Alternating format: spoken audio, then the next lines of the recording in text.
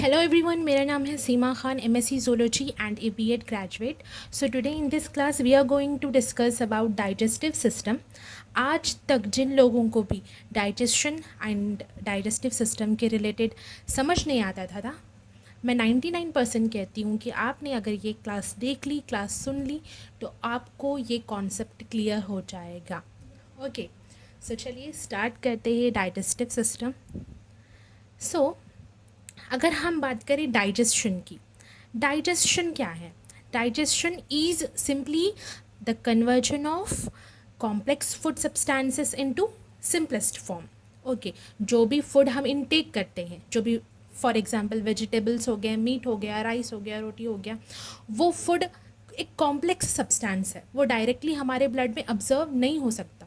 सो उस फूड को ऑब्जर्व करने के लिए डाइजेशन का प्रोसेस ज़रूरी है ना. वो कॉम्प्लेक्स फूड हमारे ब्लड में डायरेक्टली ऑब्जर्व नहीं हो सकता. So that's why the process of digestion is necessary.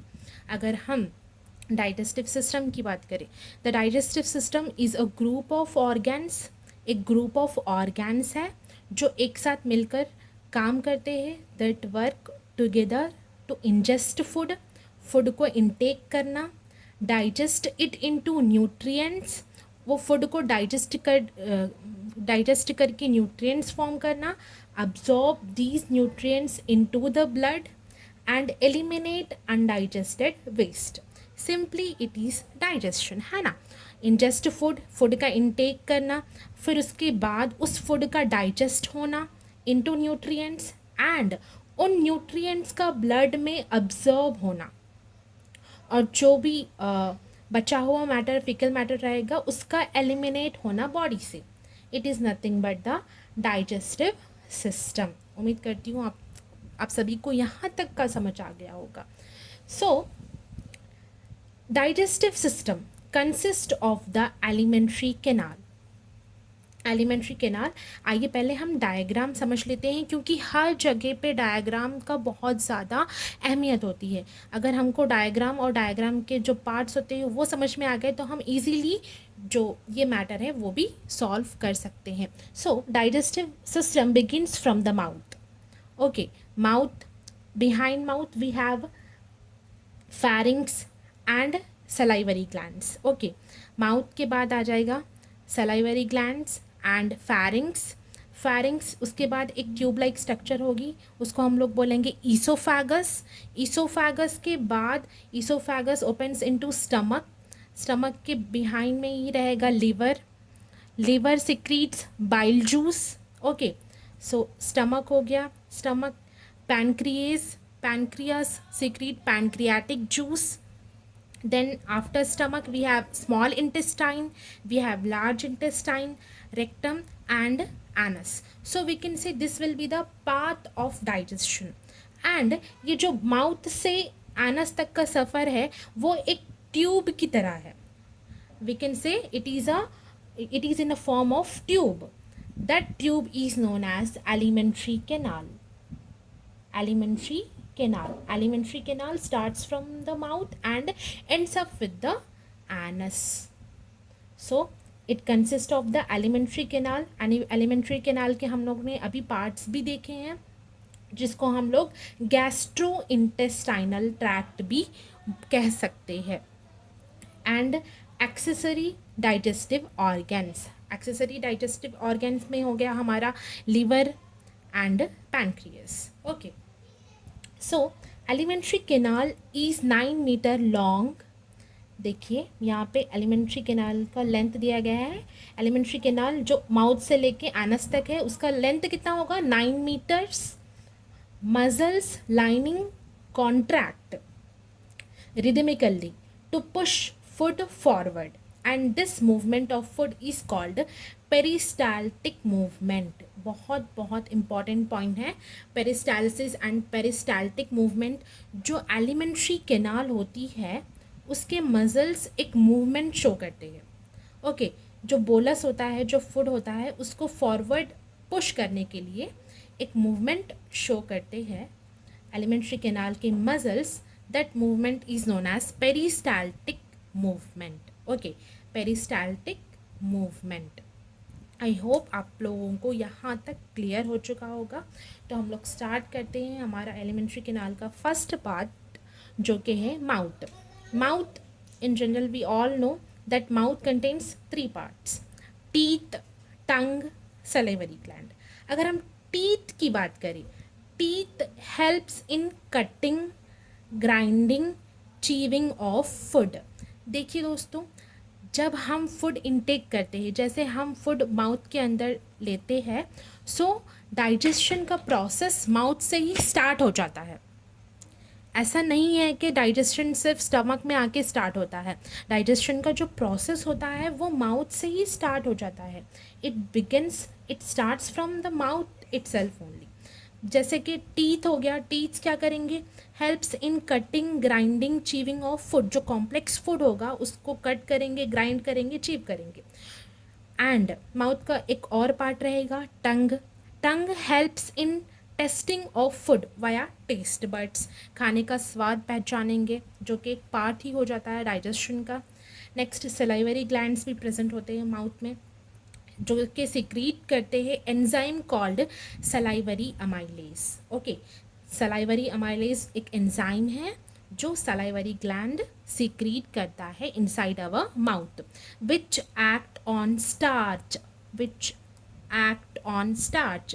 Starch क्या है? कार्बोहाइड्रेट का ही एक फॉर्म बोल सकते हैं हम लोग। And convert it into simple sugar. जो स्टार्च है वो कन्वर्ट होता है सिंपल शुगर में through salivary amylase secreted by salivary gland. I hope यहाँ तक आप लोग सभी को क्लियर होगा।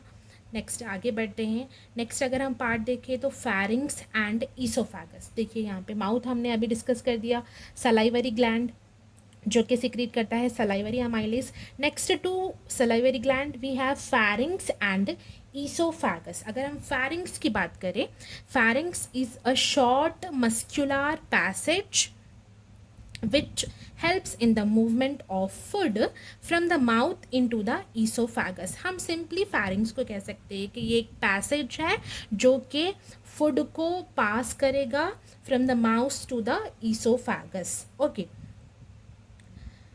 कॉमन पैसेज हम लोग pharynx को बोल सकते हैं। And it is a common passage for food and air. देखिए, फूड भी इसी फैरिंग से पास होगा एंड एयर जो हम लोग ऑक्सीजन लेते हैं, कार्बन डाइऑक्साइड छोड़ते हैं, वो भी इसी पैसेज से जो होगा पास होगा। सो हम लोग फैरिंग्स को क्या बोल सकते हैं? एक कॉमन पैसेज बोल सकते हैं for food and air. Next part is oesophagus.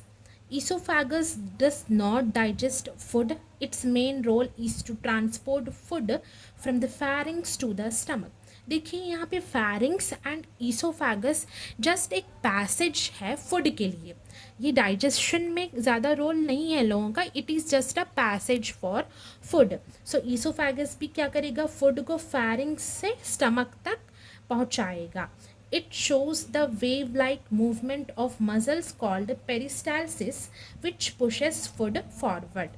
जब जो हमने यहाँ पे डिस्कस किया था पेरिस्टाल्टिक मूवमेंट, वही यहाँ पे भी आया है। जो फूड का अभी हम फूड नहीं बोलेंगे, अभी हम क्या बोलेंगे? बोलस। ओके, जो पार्शियली डाइजेस्टेड फूड होता है अभी हम उसको क्या बोलेंगे? बोलस। सो जो हमारा ईसोफेगस रहेगा वो एक movement, wave like movement of muscles show करेगा कॉल्ड पेरिस्टाल्सिस। उसके थ्रू क्या करेगा? फूड पुश होगा फॉरवर्डली स्टमक की तरफ। आई होप यहाँ तक आप सभी को समझ आ गया होगा। So after esophagus, we have a main part of digestive system called stomach. Stomach is a muscular J-shaped organ। बहुत important point है। stomach का shape क्या रहेगा? J-shaped muscular organ of the digestive system located between the esophagus and small intestine। Okay, esophagus के बाद हमारा stomach रहेगा और स्टमक के बाद क्या रहेगा? Small intestine. सो हम लोग ये बोल सकते हैं कि stomach present in between oesophagus and small intestine. So देखिए यहाँ पे the muscles of the stomach mix and churn food with gastric juice. जो स्टमक रहेगा वो कई तरह के जूसेस प्रोड्यूस करेगा, जिसको हम लोग गैस्ट्रिक जूसेस भी बोलेंगे। Stomach secretes gastric juice which contains, देखिए क्या क्या जूसेस वो सीक्रीट करता है, स्टमक सीक्रीट करता है।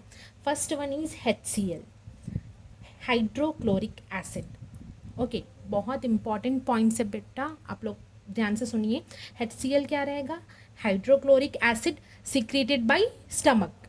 तो HCl का फंक्शन क्या रहेगा, kills bacteria and provides an acidic environment. Okay, next enzyme और next juice produces by stomach is pepsin. So pepsin का फंक्शन क्या रहेगा, pepsin digest proteins into smaller peptides.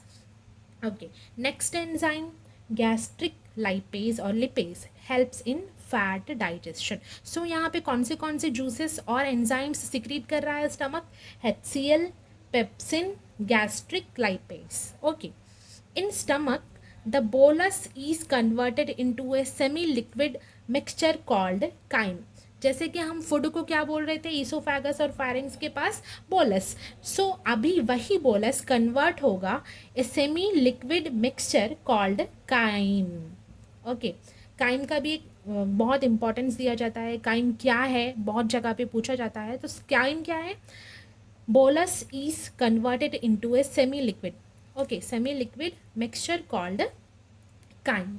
Next part क्या रहेगा डाइजेस्टिव सिस्टम का, small intestine.